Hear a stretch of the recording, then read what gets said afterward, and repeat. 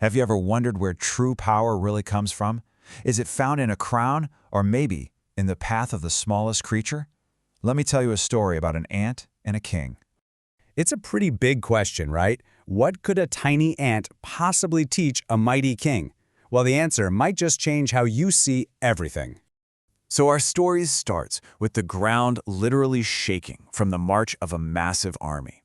And at the very front of it all is a mighty king, a man absolutely convinced that his power is everything. Can you just imagine that sound? Thousands of feet trampling the earth. A wave of steel and certainty. They believed that nothing and no one could ever stand in their way. But then, something stops them. And it's not another army, it's not a fortress wall, it's just a single, gentle monk, standing all alone in their path.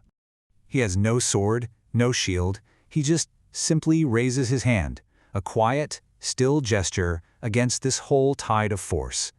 And why did he stop an entire army? He says in this incredibly calm voice, "Stop, O king, you're about to crush a colony of ants."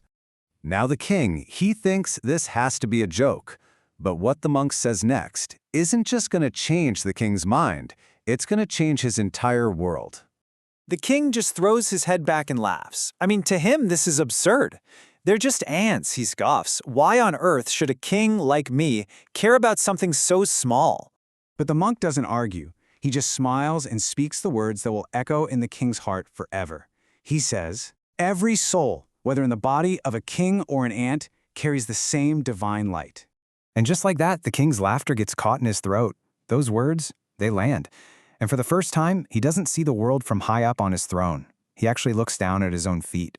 And for the first time, he really sees them, not just as insects, but as a whole world teeming with purpose, a little community, all working together.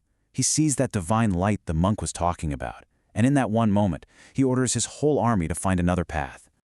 That single moment of seeing, of really paying attention, changed absolutely everything. The king's whole idea of what it means to be powerful began to shift, from his sword to his soul. That night, the king couldn't sleep. He just sat and looked at his sword, and he no longer saw strength. All he could feel was the heavy weight of the violence it represented. His entire world had been turned upside down. You see, before, his power was all about the sharpness of his sword, but now he understood that true strength, that was found in the softness of his heart. And so the king began to rule with this newfound wisdom. His reign was no longer about fear, it was about compassion. And under his gentle guidance, his entire kingdom began to flourish. This powerful idea, the one the monk shared and the king finally learned, well, it has a name. It's called Ahimsa. It's the profound principle of nonviolence toward all living things. It's a simple story, but its lesson is timeless. That maybe, just maybe, the highest form of power is actually gentleness, and that the highest path any of us can walk is the one of nonviolence.